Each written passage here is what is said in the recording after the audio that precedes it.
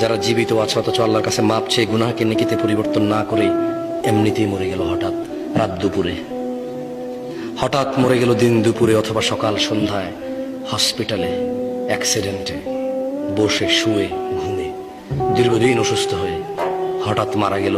তার গুনাহগুলো গুনাহ রয়ে গেল, এগুলো তার জাহান্নামে যাওয়ার কারণ হয়ে বসবে। অথচ গুনাহগুলোই নেকিতে পরিবর্তন করতে পারতো সে বেঁচে থাকা অবস্থায়। এই যে নিঃশ্বাস চলা অবস্থা যদি বলতো যে ইয়া আল্লাহ আর করবো না, তুমি সাক্ষী, আমি করলে তো তুমি দেখবাই, কোথায় করবো তোমার থেকে লুকিয়ে।